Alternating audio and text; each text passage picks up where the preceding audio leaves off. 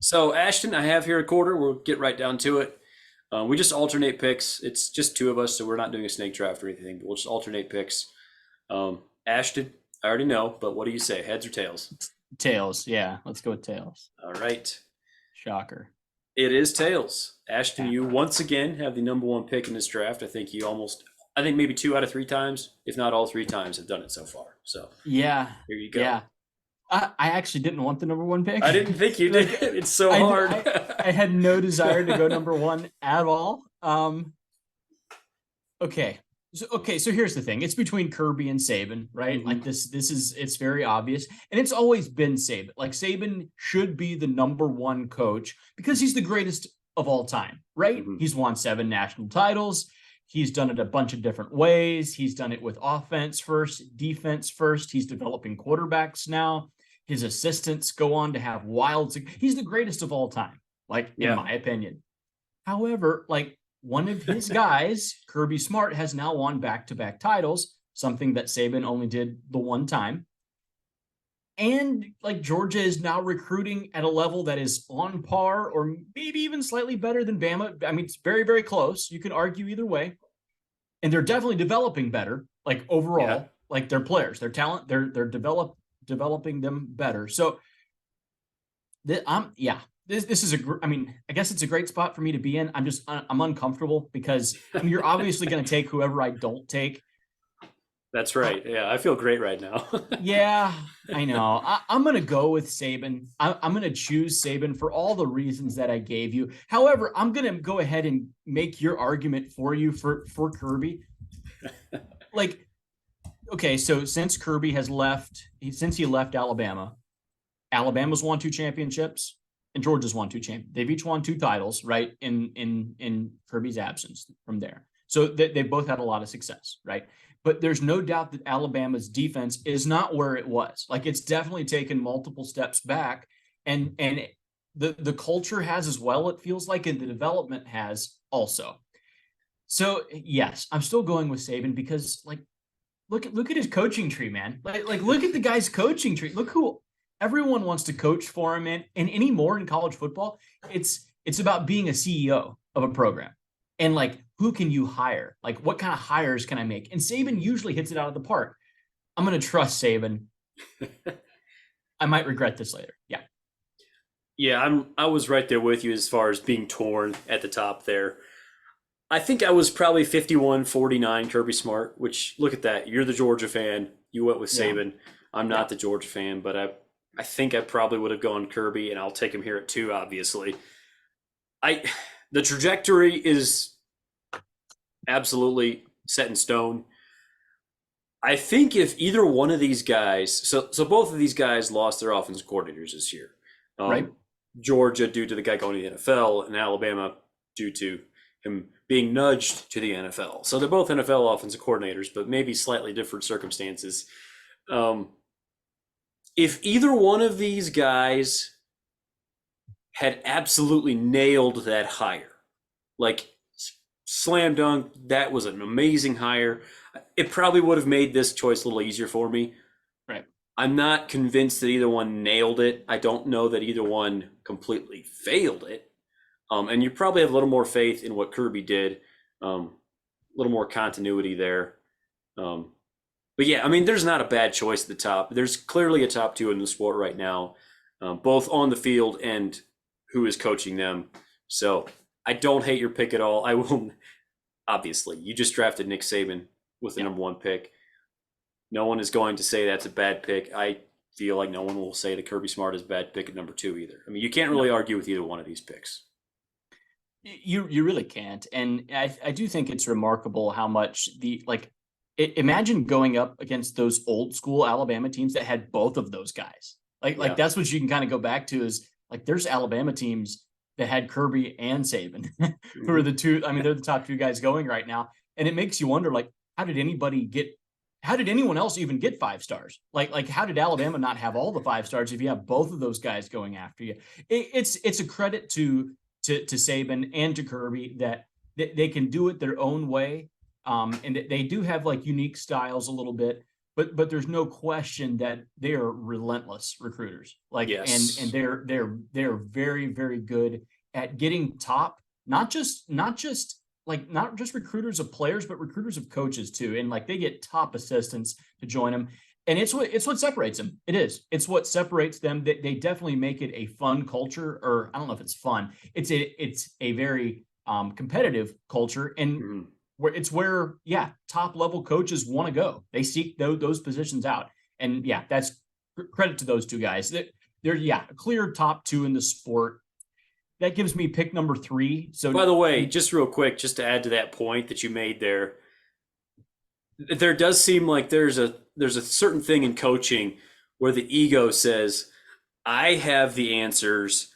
I can turn this 4-star player into the best player in the country at his position. I can take this 3-star because I see something that no one else sees, and I can mold this clay. And I can put out the best. I can call the best plays. I have all the best plays out there. I call the perfect play on 3rd and 7. I all of that, and that is all wonderful.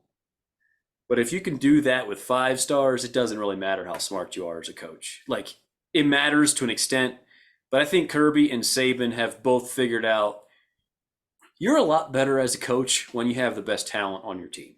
Like, quite simply, that's where it starts.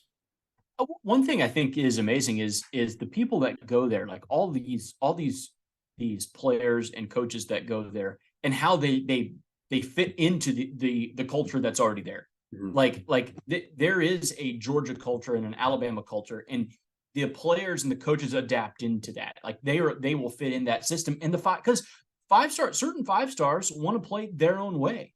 But there is, and it's widely accepted that when you go to Alabama, you will do it Saban's way. Like you're not going to go freelance. Like you will fit into a system. And I think it's incredible how they're able to mold like those 5 stars into their system, and like incorporate them in that. Mhm. And yeah, some guys don't fit and they transfer out, and yeah, maybe it works for them somewhere else, maybe it doesn't. I just think it's amazing at like how much retention they get with Yeah. the amount of 5 stars they bring in. I just think that's wild. Yep. Like Georgia has a bunch of players that, especially on defense, that would be starting anywhere else and could have transferred out 2 years ago and been a star somewhere else, but they stayed. And now maybe just now they're kind of getting their shot on defense, right? Because they were playing behind 1st round draft picks. I think that's incredible. It's all credit to them. I think we've given them their flowers. Yeah. Everyone knows that it is like it's Kirby and Saban at the top. Look at us This is making where great picks at the top, man. right Congratulations to us. we're very smart people. Um, okay, I'm gonna go with Dabo at 3, and I'm you have to hear me out on this one, because the current trajectory of Dabo would feel down. Like a lot of people would say, like they've disappointed, right? And they kind of have. They had, yeah, it's no surprise. Like they struggled. They lost 3 games last year, including their bowl loss.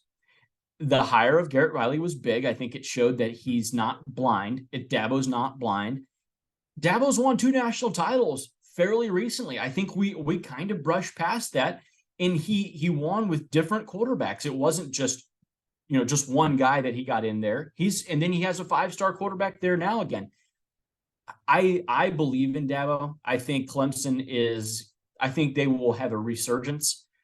I'm taking him for his track record. I like what he does there. I think Clemson will rebound. That's what I think. And Dabo overall as a coach, like, yeah, where you could go at the 3 spot as far as coaches. Like the names are, Lincoln Riley, Harbaugh, Brian Kelly, Ryan Day. Like there's a lot of guys there, but how many have won 2 national titles recently? Like, so that's kind of what I kept coming back to. Mhm. I'm gonna go with Dabo. Do I feel great about it? No, not totally, not totally. But I have Saban and Dabo Sweeney. I like where I'm at overall from a title standpoint. I think you probably should feel better about it than I feel about 4. There's Yeah. tiers to this thing. To me, it feels like the top tier right now is Saban and Smart, and then Dabo's kind of in his own spot. I would have absolutely taken him at 3. The Garrett Riley hire this offseason was kind of the clincher for me. We've really been questioning kind of his loyalty to a fault, um, and what that has done to his program the last couple of years. going out and getting Garrett Riley after just 1 year of Brandon Streeter at offensive coordinator and just kind of recognizing, okay, this is not working. This is not up to our standard. We need to do better. Going and getting the hottest name on the market, Garrett Riley, who did a great job last year with TCU. To me, that was a sign. Dabo is still Dabo. Like, they can still, I think the goal there is still to win titles. They're not okay going 10-2. So that was huge for me. I think that's a good pick at 3. And like I said, there's tiers. To me, it feels like you have a tier here from like 4 to 7 or 10 or something like that. And then after that, it's all kind of just personal preference. But then like, oh, this is tough. At 4, yeah, go ahead, Ashley. So no, I just had one little thing to add. So Dabo has the same amount of titles as Kirby, and it is recency bias. Kirby's won the last 2. Mhm. But we would definitely view Kirby as above Dabo, even though they have the same amount of titles. And even though they were both looking for offensive coordinators this past year, and Clemson by far hired the better one, in my opinion. I'm not a big Bobo guy, so whatever. But like when did we make that switch? And is that a switch that we should like? We kind of all agree that Kirby's 2 and Dabo's 3, or Kirby's 1 or 2, and Dabo's definitely a step behind. When did that happen? Like Dabo would still have. It wasn't long ago that Dabo was unquestionably 2. I think in one of these drafts we might have taken Dabo 1. It was right after they smacked Alabama, probably, that we might have taken Dabo at 1 or something. Like you know what I'm saying though? It was like when did that switch happen? I'm trying to look back at our draft from a year ago. I sort of think that we took Smart at 2 last year, but it was like very tight. A tough decision, that type of thing. I would say, if just looking at the last 2 years, obviously Smart has won 2 titles, and Clemson has sort of had 2 subpar by their standard years. Not terrible, obviously, but we've seen it 2 years in a row now where it just felt a little underwhelming. So to me, it feels like it's happened over the last 2 years. A year ago, it was a clear argument.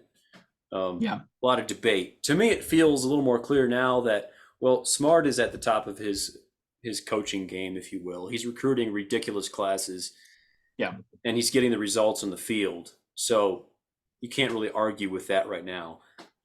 Yeah, to me, it feels like there's a clear separation at this point. Not to say that Dabo can't get back up there, because he has done some incredible things at Clemson. Yeah, no, I agree. I think, and it wasn't long ago that Kirby was viewed as like he was subpar as a game day coach. Like he could recruit guys, but then once you show up on Saturdays, like Dan Mullen might just out scheme you, or whoever it was, Joe Brady in the 2019 LSU offense. Like they're just going to out scheme you. And because like Kirby was dumb and he started the wrong quarterbacks, or whatever it was. Like there was a whole bunch of narratives about it, but he Kirby, to his credit, has definitely dispelled all of that. And winning titles, I guess, does that for you. Yeah. So with my next pick at number 4 here, like there's so many ways I could go. I don't have a strong conviction on any pick here. Do you know how in football sometimes they say you just have to do what would tick off your opponent? I already know what you're doing. Yeah. I'm taking Jim Harbaugh. I know. We've been talking about the last 2 years, and he's made the playoff the last 2 years with Michigan. I have a much higher opinion of him, quite frankly, than I did 2 years ago. 2 years ago, I felt like he was getting close to being on his way out. There's still that little sliver of me that just doesn't quite believe what I've seen in the last 2 years, even though it clearly happened and we all witnessed it. To me, it feels like a big drop off from 3 to 4. I think you can make a pretty good argument that Harbaugh is the top guy in this next tier.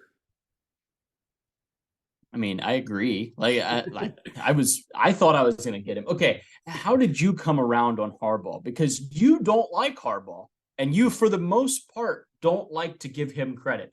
What has he done? He went to the playoffs 2 years in a row. That's what he's done, and he beat Ohio State 2 years in a row. But you think those were flukes. You do, because you're not going to pick them this year to do it. So you think it's a fluke. No, it's not a fluke. It's just, well, okay, so there's nuance to this. It's possible they've gotten a little lucky the last 2 years, but the results still count. It still matters, and he still made it happen. And we're now finally starting to see the recruiting step up a little bit. Like Right. it's taken a while. A year Right. ago, they were not recruiting very well, even after they had made the playoff. Hey, if he can use just a little bit of luck to up the recruiting, soon it won't be luck anymore. Soon they're just going to be that good. And the Okay. results do still have to matter. He has beaten Ryan Day twice in a row on the field. That actually counts. Do I think he's necessarily like his? Do I think his team is better than Ryan Day's this next year? I don't know.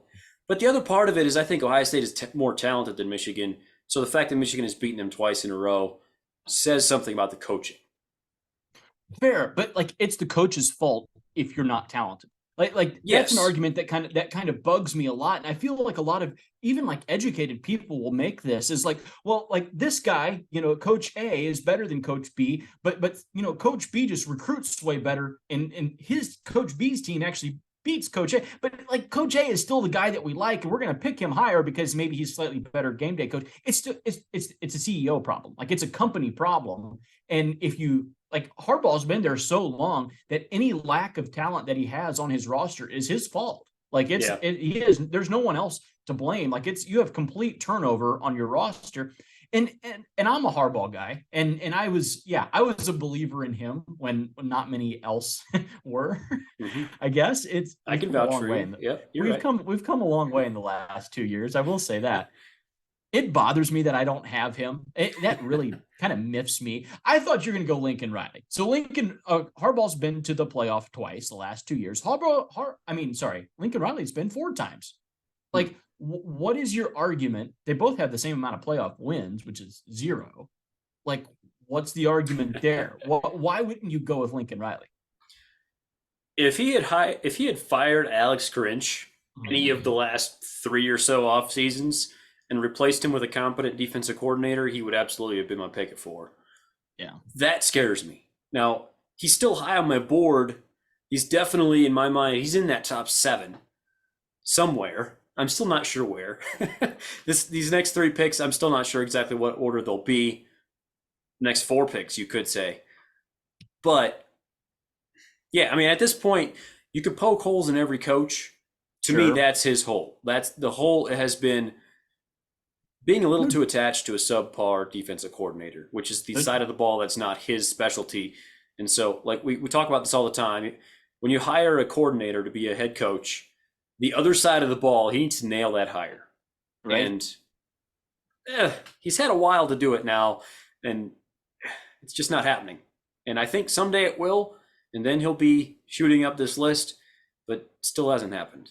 So for that reason, I'll take Harbaugh over him. Fair. No, yeah, I have no problem with that. What about like Ryan Day as opposed to Harbaugh? Because it wasn't long ago that Ryan Day had just made a championship game in the COVID year in 20, and he lost Alabama, but he'd won a playoff game and he beat Clemson and Dabo to get there. And we were feeling really good about Ryan Day. He was, top 3. Yeah, Yeah. some would have argued even maybe a little higher.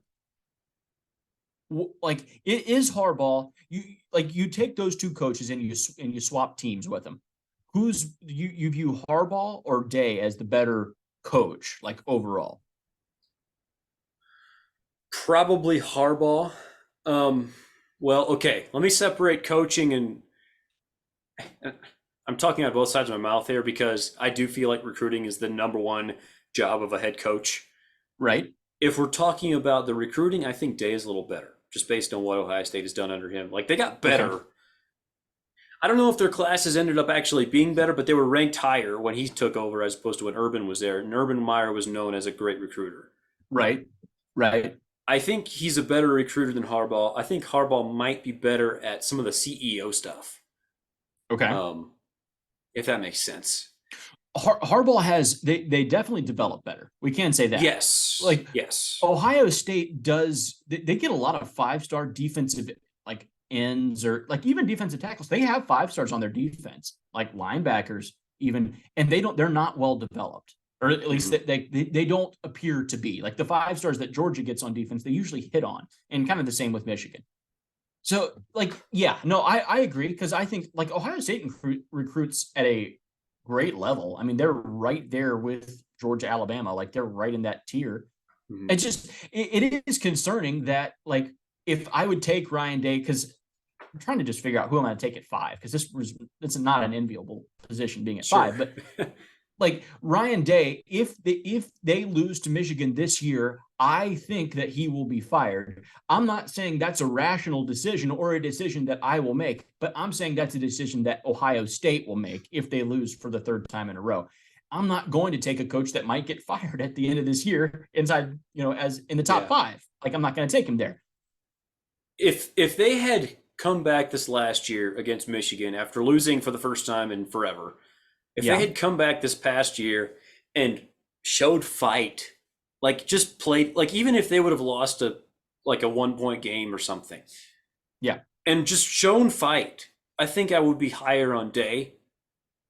Somehow he didn't have his team ready to play against their rival for the 2nd year in a row, and that was, I mean, they still came 1 field goal away from winning the national title. So Right. everything's in context, but that was concerning. Like, how do you not come back against your most hated rival, the biggest rivalry in college football, and at least show a little more fight? Like, you could very much argue they were the more talented team, Yeah. but they gave up big play after big play on the back end of their defense, and then eventually they stopped stopping the run too, and yeah, just Michigan couldn't put made it him together. quit. Michigan made Yeah, them quit. In my opinion, Michigan made him quit, which is what's so concerning about Day, like as a coach, because there's no doubt that he's a great offensive mind and he develops quarterbacks quite well. His receivers are unbelievable, right? yeah. Like I have no problem with that. And he even recruits defensive talent well. Like there's talent there.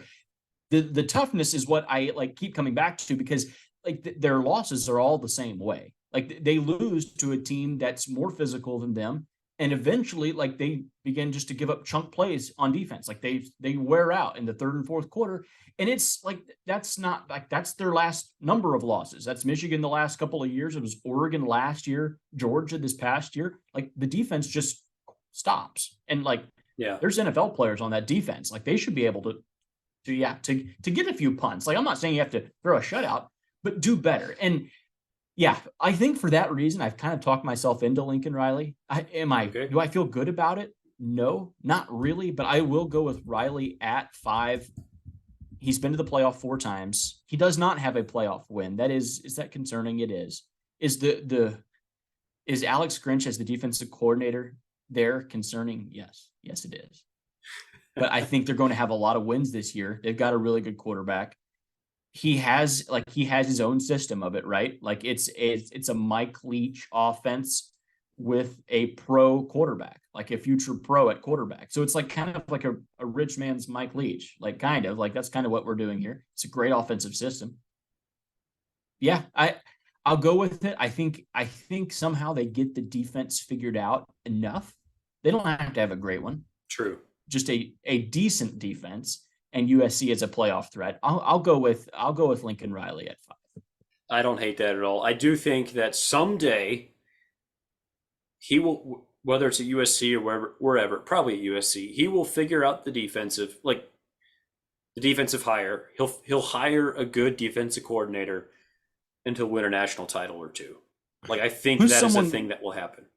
Who's someone that like he could have got this offseason? Like I was thinking even like Kevin Steele. I know Alabama got him, but yeah, like there's a number of guys out there that are attainable like at USC. So yeah, it is tough to see him just keep re-upping Alex Grinch time after time. I know that we talked a lot about Jim Leonard. I know he was also Yeah. interviewing for NFL defensive coordinator jobs. But to me, I mean, USC has a lot of money. Like that would have been an incredible hire. Like as a Notre Dame fan who has USC as our rival, I would have been terrified if they would have gone and gotten Jim Leonard. But honestly, with the way his offenses play, even Al Golden, Notre Dame's defensive coordinator, pretty clear that it was a step down from Marcus Freeman and Clark Lee and Mike Elko, the last 3 defensive coordinators that are all head coaches now, and we're all like incredible hires. Pretty clear that Al Golden is not that good, but he's a solid B, like that type of guy. Right. If Lincoln Riley even had a defensive coordinator like that, he would absolutely be in my playoff this year, guaranteed. Like No. And I would seriously consider predicting them to win the title with a guy with just a B. Like, just go get it. It doesn't have to be Jim Leonard, is my point. Right. Just go get Right. somebody that doesn't suck. Like Penn State, they got Manny Diaz. Like it, Yeah. and it really like the defense. It's not like no one's even saying that it's Iowa good even, but it's quite decent. Yeah, like Yeah. if they could have like a coordinator like that, you'd feel much better about SC. Yeah. Mm-hmm. Okay, my next pick. Oh, I really wanted to take the next two guys. Now you're the one feeling pretty comfortable. Yeah. Oh man, do I go with my old man, the old guy who used to be my guy, even though I never really liked him, but I always Yeah. had to Yeah. ride with You did. him. Yeah. You liked him. You're just trying to cover this up. It's the breakup. The breakup is still hard. Yeah. Does it hurt you seeing Brian Kelly win the SEC West and beating Alabama? Is that painful for you? I would describe it as kind of annoying. Yeah. Like, I still don't really buy that he's going to win a title. To me, he was talking about retiring like 7 or 8 years ago. Like, I don't think he's going to be in that job for super long. I don't think we're going to see him in his 70s like Nick Saban coaching at LSU. Although he might be getting closer than I think. But I always did think he was like, he had a very high floor. Yeah. And I actually think he fits LSU in a lot of ways better than he fit Notre Dame, even though he's a Catholic guy from the Northeast. I think he fits LSU very good because he doesn't have to be an ace recruiter. It Yeah. basically recruits itself down there. Right. And that was always the one mark against him at Notre Dame was he was a B plus recruiter, and Notre Dame just needed a little bit better. They just needed a little bit more. And LSU doesn't need anything more than that. So maybe he can win a title. Is that who you're taking then? I'm torn. It's between him and Ryan Day. Is that and right? Ryan Day is the Okay. better recruiter. I think Yeah. Ryan Kelly is clearly kind of the better CEO, coach. Just real quick, what a difference 1 year could make, like this next year. Like, oh yeah, Ryan Day could be out of a job, or he could vault himself up to the third best coach in the country if they win a champion. You know what I'm saying? Yes. But like Ryan Day, it's a real dice roll, like, because it could kind of go either way. Yeah, absolutely. Whereas Brian Kelly will go sixth next year in our draft, almost guaranteed. Right. Like, he's not going to go Right. significantly higher or lower than that. I'll take Ryan Day. Okay. Since we're taking polls out there on Instagram, I now have the Michigan and the Ohio State vote, so we'll go with that. Yeah. Yeah. So I'll go with Ryan Kelly. Obviously, that's what's left. That was kind of easy. Yeah. Like, one point to Ryan Day, we've bashed on him a lot, and I don't know that it's fair. Like I really don't. He's 31-2 in the Big Ten. Yeah. 31-2 in the Big Ten. He's mopped up in the Big Ten. The problem is those two losses are so painful. Yes. And the losses, like losing to Michigan in that way, I think the expectation in Columbus is that we will always continue to beat Michigan. And yeah, I really do feel like 3 losses in a row are unacceptable to them. So yeah, is it fair? Maybe, maybe not. Here's one theory that I do have. Say they lose. Maybe they don't. Say they lose to Michigan again this year. It's the 3rd year in a row. Mm-hmm. Ryan Day doesn't actually get fired, but he decides to go back to the NFL. He kind of gets pressured out. He goes back to the NFL. He's an NFL guy. And I think Ohio State is on the verge of losing Hartline to a head coach job somewhere simply because he recruits so well. Yeah. And they want to keep him. And so they kind of force Day out, and then they promote from within. Hartline becomes the next Ohio State. I mean, yeah, Hartline's an Ohio State guy, played there. Yeah, he's Columbus through and through. So I don't know. That was one kind of theory that I had. Or Ryan Day just goes out and wins a championship, and we're absolute dummies for even mentioning this. But wouldn't going to Hartline feel like just an absolutely massive gamble? Like, just a massive gamble that could turn out amazing and could just be horrendous. Would you rather have Luke Fickell or Hartline as the next Ohio State head coach? You know what I'm saying? Like they're total opposites. Total opposites. Yeah. Couldn't you say that Ohio State is kind of similar in some ways to the LSU job, where all you need is Yes. that high floor guy, Luke Fickell? And I know he was there Yes. before, but that was when he was young and it was just a mess coming out of the Right. scandal, everything. To me, I think Luke Fickell would probably kill it at Ohio State. No, I agree. I no 100%. Like he went to the playoff with freaking Cincinnati. Yeah, he will be just fine in Columbus. Yeah.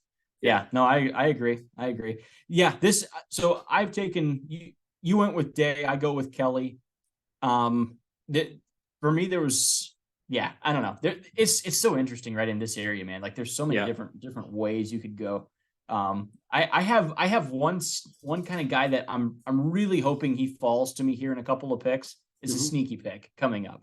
Yeah. So this is where you kind of get out of the absolute like core seven. Like those seven had to go in the top seven, I feel like. Yes. My next pick is actually the aforementioned Luke Fickell. Um, Okay. Probably a lot of people would view it as a little bit of a reach. I just think he's a really good coach. Like you said, he went to the playoff with Cincinnati.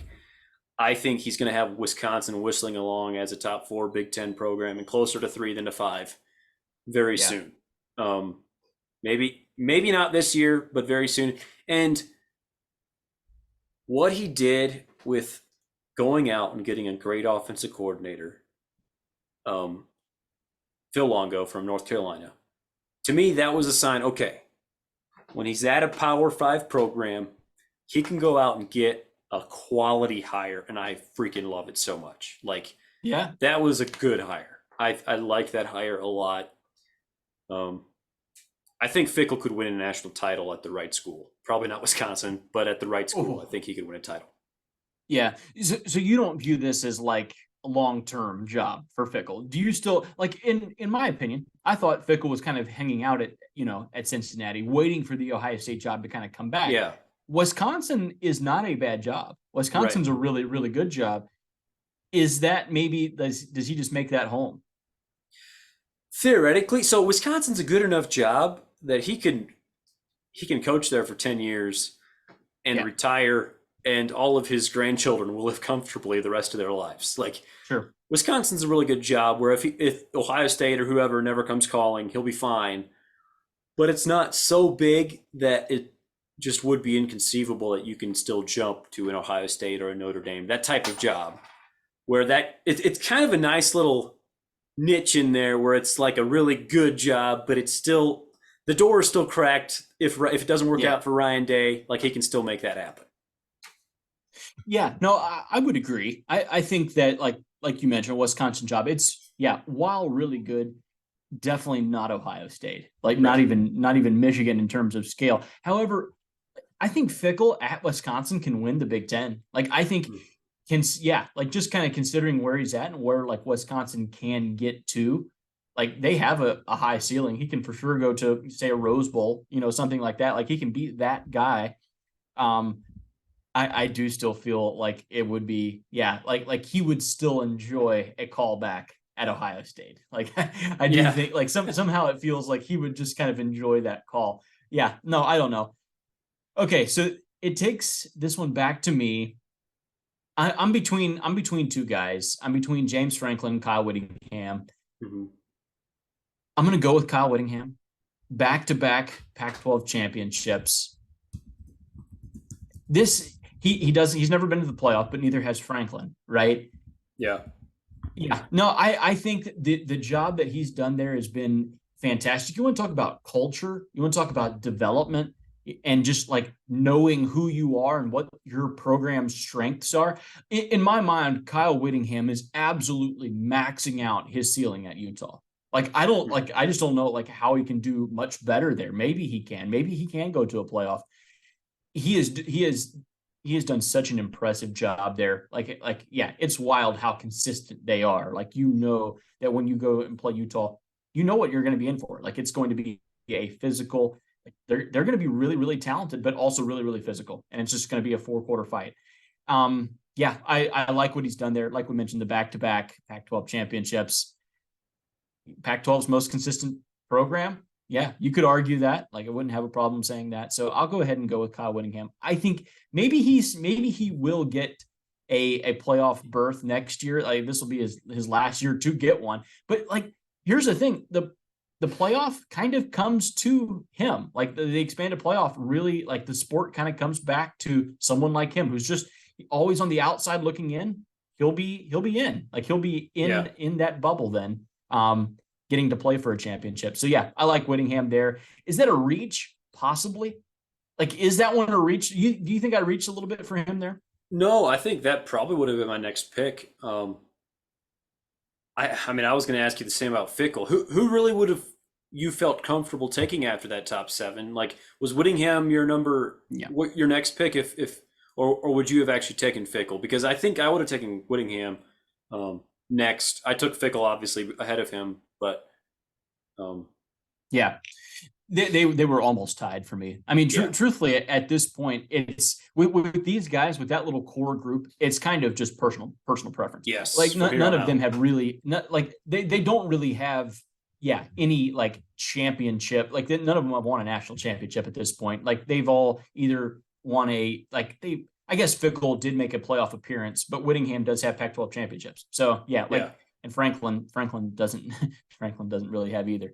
No, he did. He won the Big Ten. That was the Yes, year he that did. Ohio State actually, yeah, went in Ohio playoff. State went to the playoff. That's Yeah. Which yeah, is that was a just bummer. something to But yeah, remind Ohio State fans the next time they complain about the committee screwing them over. And no, hold on, you guys got the yeah, benefit of the committee's choices several times and some iffy ones. yeah, fair. So my next pick, I will actually go. I'm going to zag a little bit here. I'm going to take Josh Heupel. Um, I like that. Personal preference type of thing. This is the number 10 pick, which feels kind of high, but with him, you're going to get incredible offense. That system is ridiculous, and they're recruiting a little bit better now, which was Tennessee has never recruited poorly, I would say, Right, but they've, right. the last 20 years, they haven't recruited as well as they did historically. And they're starting to pick it up a little bit. They just brought in Nico Iamaleava, great 5-star quarterback in his class. In the class of 25 right now, one of the best quarterbacks in the class is Deuce Knight.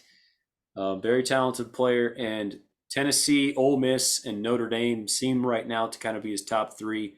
And Ah, we Notre Dame fans would love to have him, but Tennessee is putting up a great fight, and they can say, "Hey, look what our offense does," and right, that's because of right, Josh Heupel, right. and that's a big deal.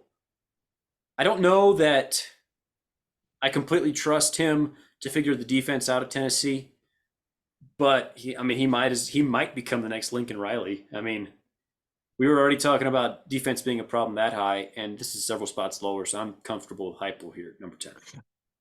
Like the pick. I like that pick a lot. I think a lot of people are maybe a little bit lower on Heupel than what you are, and truthfully, even me. I viewed Tennessee last year as a national title contender. If Tennessee beats Georgia in November in Athens, I think Tennessee could easily have went on to win the national championship that year. Like, I don't think they don't lose to South Carolina because their defense didn't show up. You know what I'm saying? Like, Yeah, I think they would have rolled on through and would have at least went to the playoff, maybe won the whole thing. Like, they definitely had the offense to do it.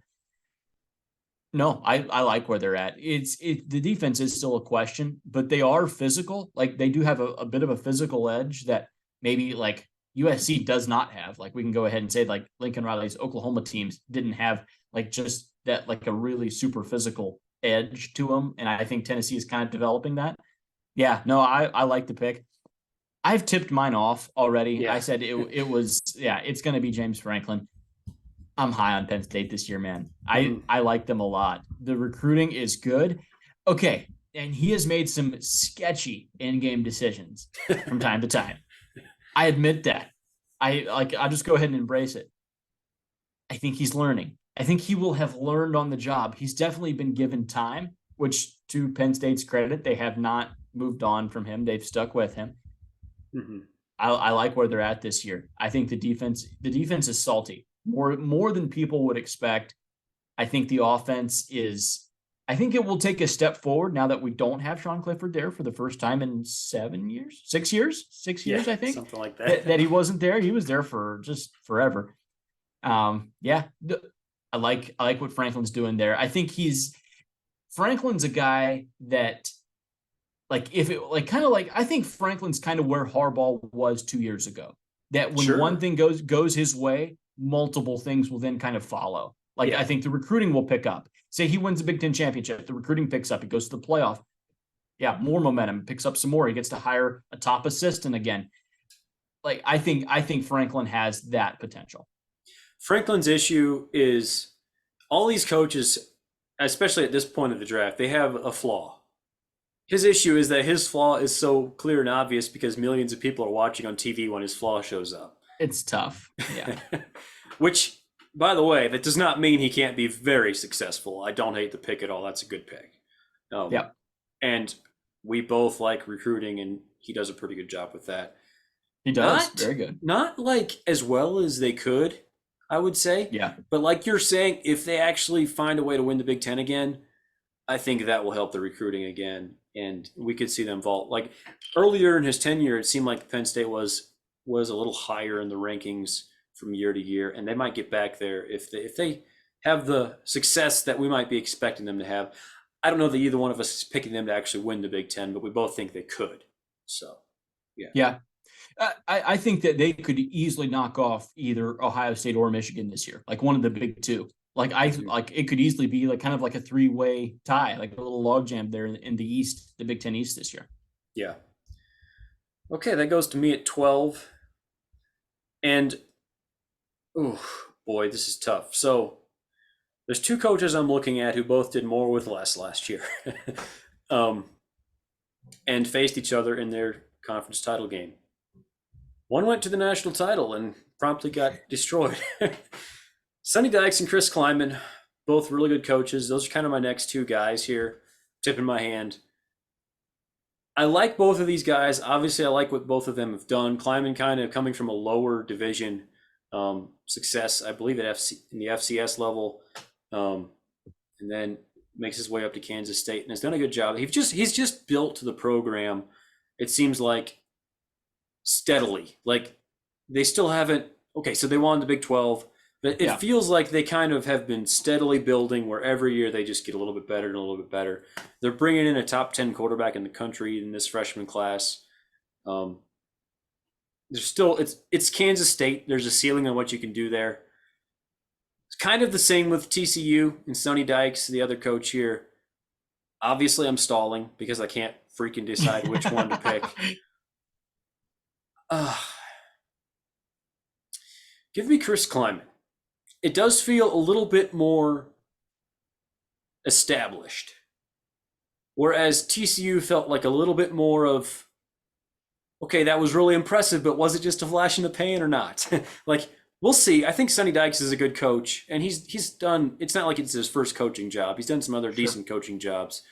To me, it feels like Chris Kleiman is very clearly building on something, and it feels a little more established to me. So I'll go with him at number 12. Yeah, I have no problem with that. I think where we're talking about right now for Sonny Dykes is wildly high. Sure. And he did win a playoff game. He did. Like we can just go ahead and admit he beat Michigan. Michigan was the Big Ten champ, undefeated at that point. Credit to him for doing that. I think TCU takes a large step back to reality. Like I think it's going to be a little interesting for TCU this year. However, I'm not saying that he's a bad coach. I would have him in my top 20. I'm not going to take him at 12 though. Like there's a number of other guys that I'd be looking to ahead of him. You snaking Heupel that early really kind of miffs me. I really wanted Josh Heupel a lot. I felt like Sonny Dykes was a little overvalued. Just a couple of names I'm looking at, like, okay. It's Lane Kiffin or Chip Kelly. I'm going to go ahead and jump on an offensive mind. I'm going to go with Chip Kelly. Okay. For me, Kelly has done more to change the way offense runs in college football than anyone in the last 15 years. Like it's really incredible. Like just everything that he has brought into college football. He's still a really, really good play caller. They've got they got a 5-star quarterback coming on campus. Dorian Thompson Robinson's gone finally. He was a good Dante quarterback Moore for will be UCLA. better. Right. Dante Moore is going to be excellent. I think UCLA's kind of slept on a little bit this offseason. I like what Kelly does. People say that I've heard a lot of that, NIL is good for Chip Kelly because he doesn't have to maybe recruit as much. I don't know if I really buy into that. I guess we'll see. Like the results will bear themselves out. I trust Kelly a lot as a coach. I think he's an excellent X's and O's guy, and just a really good developer of quarterbacks. I think their run game, like that little zone running attack that UCLA has, is fascinating to watch. I think it's really interesting.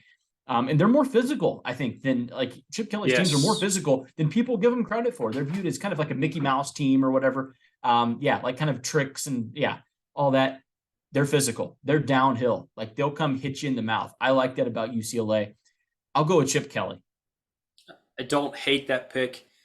15 years ago, we started seeing teams go really fast, but Kelly's teams it seemed like they were the first ones to go really fast and use the run game while doing it and be effective both on the ground and in the air. And he's done a really good job at UCLA. The recruiting is not ideal.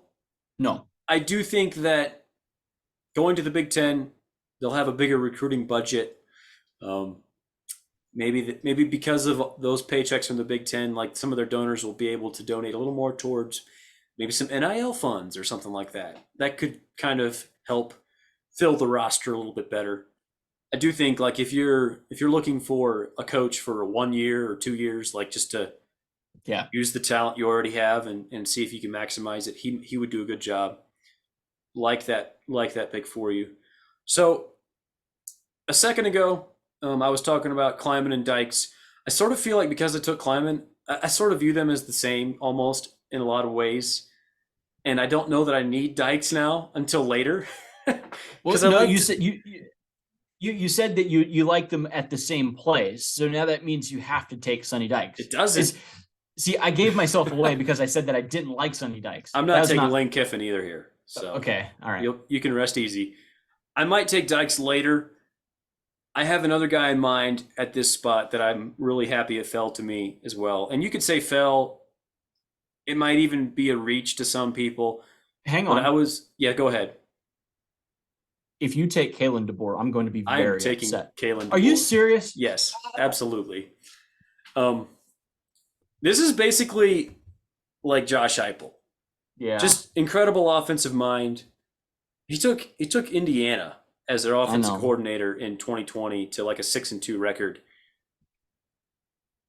And then he went to Fresno State, had a great year as a head coach. Went to Washington then last year, and who can forget what Washington did the last year? After really being just terrible for several years in a row, he goes to Washington and suddenly they're winning double-digit games and looking like a completely different team. It's amazing what a great offensive mind can do. Still very unproven, but what we're starting to see so far in his career is incredible. Washington could win the Pac-12 this year. I like Kalen DeBoer. To me, it feels like a different lane than the Sonny Dykes and Chris Kleiman guys. Like this is more of a those felt a little bit more like, how do I say it? Older guys who maybe have a higher floor. I suppose there's a chance Kalen DeBoer just like completely fails like a certain aspect of his job at some point. But his ceiling is high. I like what I've seen so far. I'm taking Kalen DeBoer. Yeah, how could you not like what you've seen? It's not just the quarterback whispering that he's done. Like that whole program changed just overnight. I like what he's done, and it's not like he just did it once. He's done this multiple places. He did a really good job at Fresno, and I think that was slept on just a bit. So yeah, Kalen DeBoer it's a kind of a slam dunk. I like that there. He's a little undervalued just by everyone. I don't think he's quite appreciated. Now, I do think that we don't need to go ahead and say that Washington's a playoff team this year. I don't think we need to do that. That's maybe a little bit premature. Let's just hold on that just a little bit. But taking Kalen DeBoer in the top 20 that's where he should be. If Washington goes 8-4 this year, don't forget where they were before they got him. Like that would Yes. still be a good coaching job. Yeah, no, agreed. Agreed. I'm going to kind of stick with this run on the Pac-12 coaches. I'm going with Dan Lanning. Oh, I'm very familiar with him when in his time at Georgia. The recruiting there is incredible.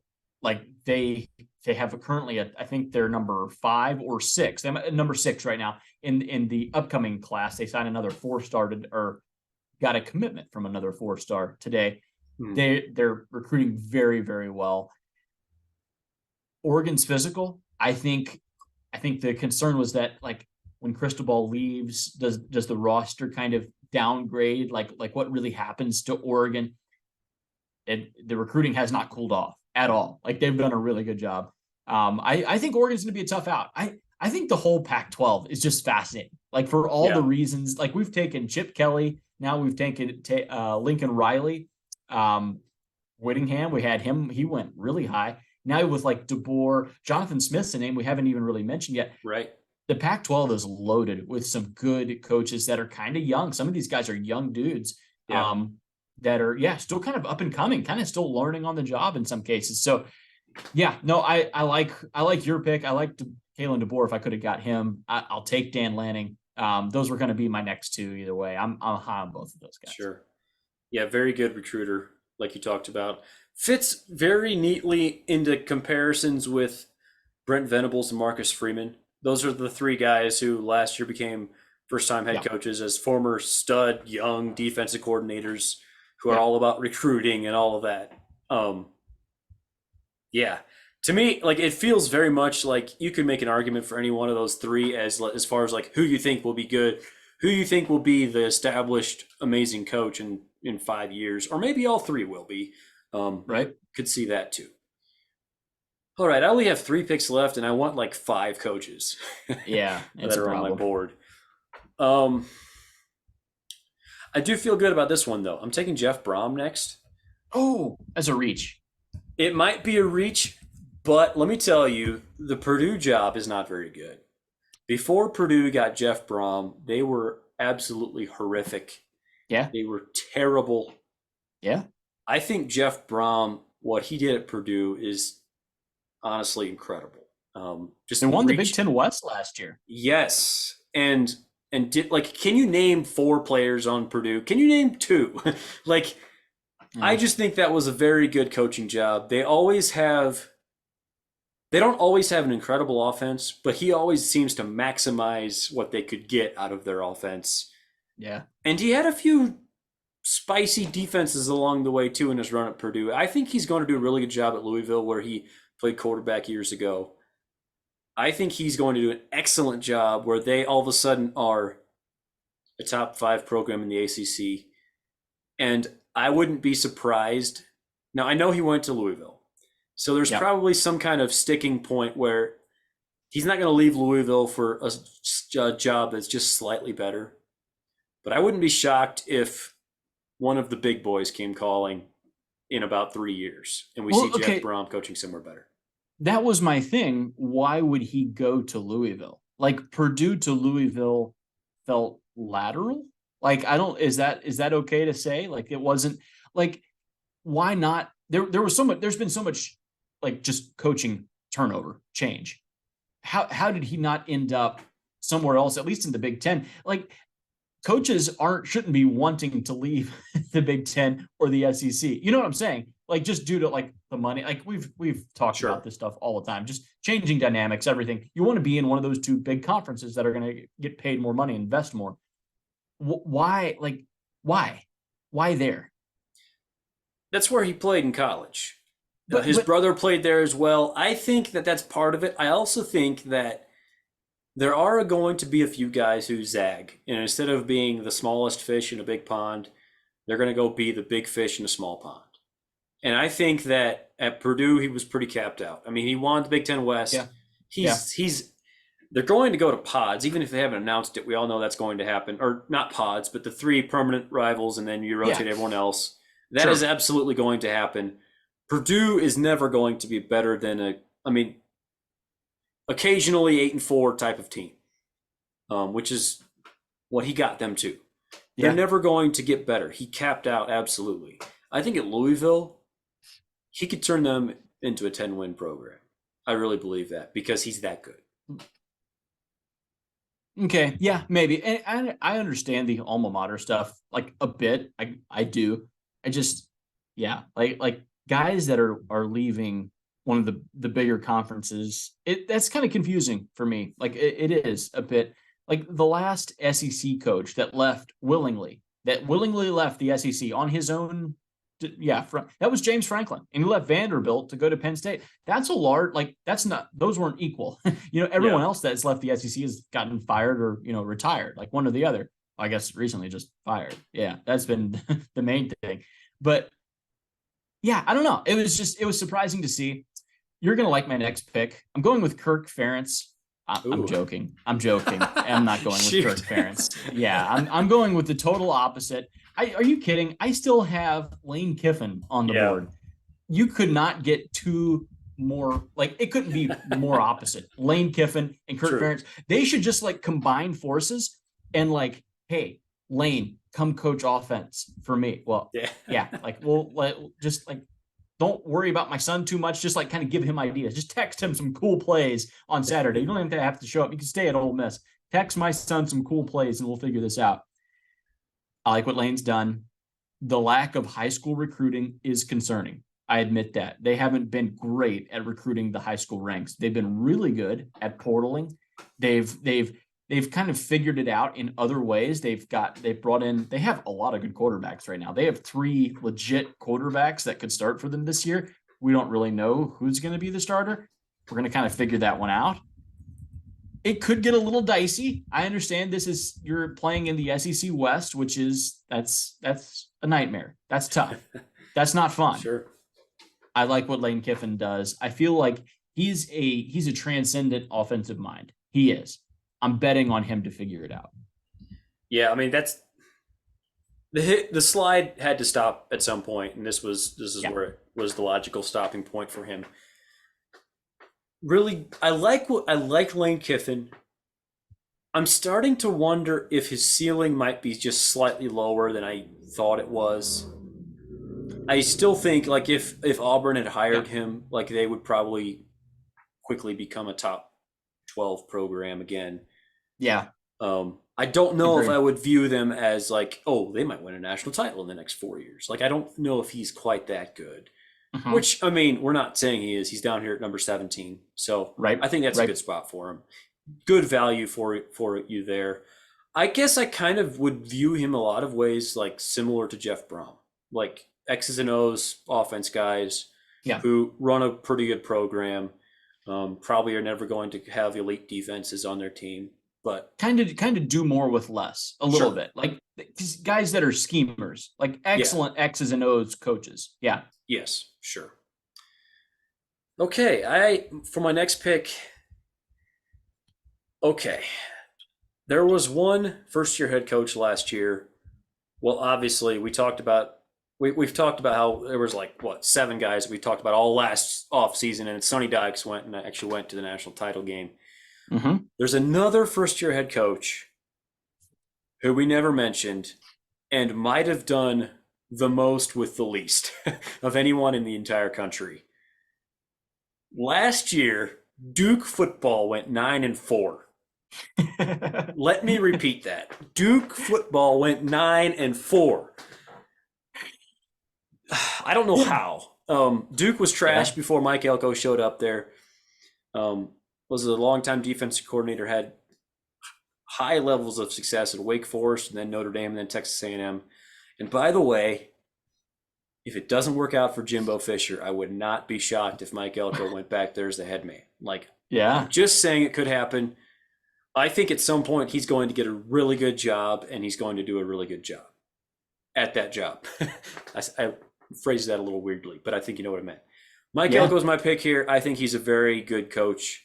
I already thought that he was a good coach as a coordinator, and then last year when he became a head coach and then took Duke football to a 9-4 record. That to me was ridiculous. I was blown away by that, and we probably didn't talk about it enough. And Yeah, basically, I'm betting on the upside here. I have no problem with that. Like you mentioned, doing more with less. Like that's kind of the theme here, right? Like Sure. these aren't guys that are just recruiting top 5 classes anymore. Like we've already snapped all these guys up. We're But I looking will for guys. say, he is a good recruiter. He proved it as a defensive coordinator, and he's at Mhm. Duke. He obviously can't recruit top classes. I wouldn't be surprised if he could recruit at a very high level if he did get a more high profile job. Sorry, I Yeah, interrupted no, you. no, no. I agree. I'm just saying, like, it's absolutely right to look for guys that are doing a really good job at somewhere that doesn't have the resources of guys that they're going up against. So yeah, no, yeah, I have no problem with that. This is my last selection. Yes. Is this right? Okay, here's names that are left on the board, and for some people that say that this is easy, it's easy to draft, just to do a quick little draft, and yeah, you have to leave so many excellent coaches off. You Yes. only get 20. Yep. Just some names that I'm looking at. We have still actually on the board is Sonny Dykes, who played for a championship this year. He's just True. sitting there. He played for a title game, Yep. just sitting there, won a playoff game. Just not even talking about him. Dave Clawson at Wake Forest Oh, done a I love that great guy. job. Yep. Mike Gundy, Mark Hmm. Stoops, Mike Norvell, Jimbo Fisher has won a national championship. Still on the list, and by the way, he still will be. I'm not taking him. Yeah. That's a disaster right now, but it could change. It could. Mac Brown is still on the board. He's also won a national championship. Yeah, Matt there's, and then Campbell. what we can even get into, like, yeah, Sarkisian at Texas. Jonathan Smith is still out there. Your Matt guy, Mario Rule, Cristobal. my guy Mario Cristobal, Hugh Freeze is sitting there.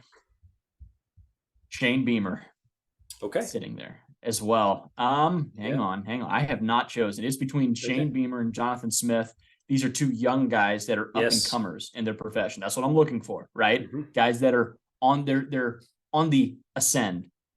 There's no question that they both went to places that were viewed as they were the little brother in their own state. Oregon State's the little brother, and so is South Carolina, or they were. And they pulled off impressive victories this past year. That's something to note. I'm going to go with Jonathan Smith. I'm going to take him at 20. The job he's done there is fantastic. He gets DJU in from Clemson. Mhm. The Pac-12 is solid. It is very solid, and there's a lot of good coaches. But Oregon State could be a sneaky pick to not just be a threat, but to win the whole conference. Like, Oregon State's a legitimate good football team. They were in a dogfight with USC last year, and we kind of forget about that. Yeah. No, that's an excellent pick. Jonathan Smith, kind of you can talk about it. How often can we say the phrase "doing more with less"? But he is that guy. He creates offense out of, I don't know. I mean, they've had quarterback injuries at Oregon State, and it just doesn't matter. Like, he always just finds a way. Even I think there was like one game last year where they threw the ball like 8 times or something, like something ridiculous. He just found a way, and Right. he clearly knows offense. He knows how to coach a football team. Oregon State might be one of the toughest Power Five jobs in the country, and he has turned them into a very solid program. I think they have like the 5th best odds in the Pac-12 to win the title this year. So, yeah, you almost can't overstate how good of a job he's done. Yeah. Okay, so this is the last pick of the draft. I have one pick left, and before I say my pick, I'll just say all the names that I feel terrible not drafting I because know. there's It so sucks. many. Sonny It sucks. Dykes, Mark Stoops, Lance Leipold, Dave Clawson. Man, like I'd love. Oh, he's so. Mike Norvell, Matt Rule. Take Oh, him. Take him. He's there. Take Sonny yeah. Dykes. You know you want to. I'm going with my guy Marcus Freeman. I Oh, feel like wow. the upside might still be higher than anybody else that's left out there. Homer. You took Dan Lanning several picks ago. You could argue that Marcus Freeman was a better first-year head coach than Dan Lanning was. Well, Definitely did a better job than Brent Venables his first year. fair enough. I think that Marcus Freeman, he sort of has. This is just going to sound so stupid, but he has that it factor. Like everybody that knows him or comes in contact with him just likes him. Yeah. recruit some others, especially. Like, let's just say I got the most handsome coach on the list. Oh wow. But Okay. um, yeah, Good looking dude. Good looking dude. yeah, it wasn't a perfect first year. They did have some bad losses, but I liked the trajectory. Like, they improved from that point. They stomped Clemson. Yeah, and that, by the way, that was an undefeated Clemson team in November when Notre Dame ground them into dust with fewer than 100 passing yards from Yeah. what, the least talented quarterback in the Power Five last year. I don't know. Wow. Yeah, that could be Yeah. harsh, but Yeah. I think Marcus Freeman has an excellent shot to raise the ceiling of what Notre Dame has been over the last 25 years. And I like some of the focus that the quarterback recruiting has improved under his watch. The defensive line is recruiting very well. Cornerback has gotten a lot better. It's the important positions, in other words. The receiver recruiting has gotten a lot better since he's been there. It Sure. seems like that. Okay, so Notre Dame has always been like offensive line and tight ends, and that's great. But in modern college football, you need a quarterback, you need receivers, you need a defensive line, and you need corners. And they're finally starting to figure those positions out. So I like what he's doing. I would have felt comfortable taking him earlier, but I knew you wouldn't take him, so I got him with the last pick of the draft. Okay. You said like you knew I wasn't going to take him. Like I was pretty sure. I mean, there is a rebuttal to that. Like he's okay. Like he didn't start out great. He lost to Marshall and to Cal, right? Stanford. No, Stanford. Sorry, Yeah. Marshall and Stanford, the other California Pac-12 school. I'll never forget. I was at that game. So were you really? Yeah, it was a fresh wound. Yep. Yeah, they finished strong, like you mentioned. They did find something there at the end. They beat South Carolina in the bowl game. That was a really good game. Like, and you mentioned how they like just took apart Clemson. Just took them apart.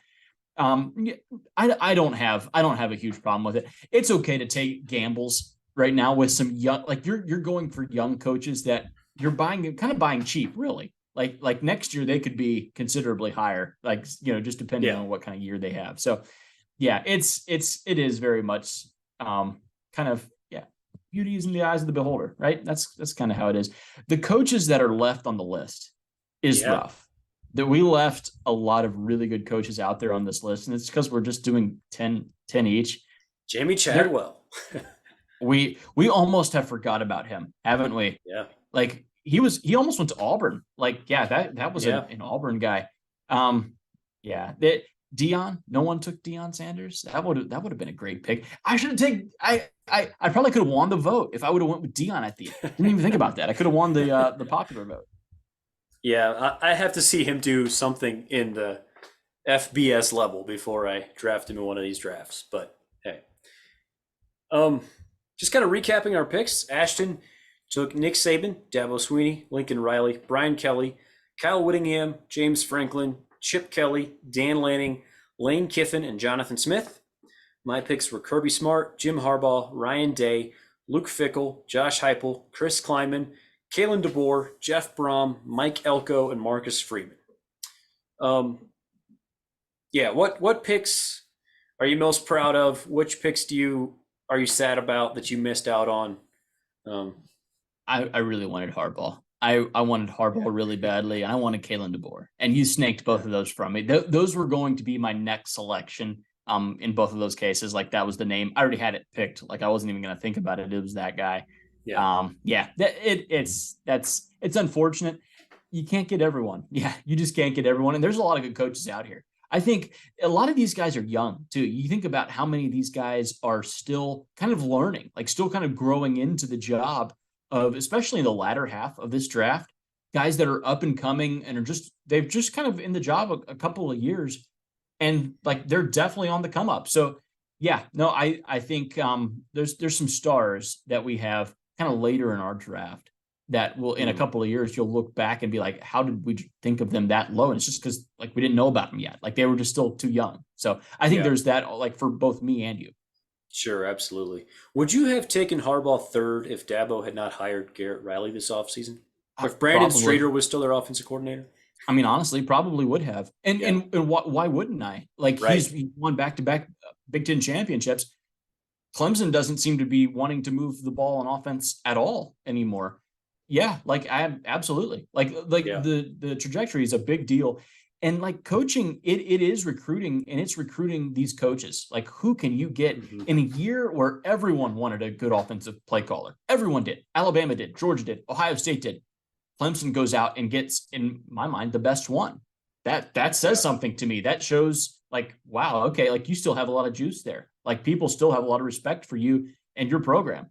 So like in my mind, that really solidified Dabo up there. Yeah. I would have probably taken him third. I would have taken him third. I wanted him. I was hoping you'd take Harbaugh at three, but yeah. So I wanted Dabo. I wanted Lincoln Riley, and I wanted Brian Kelly. Like you took all of those guys right before I would have taken them.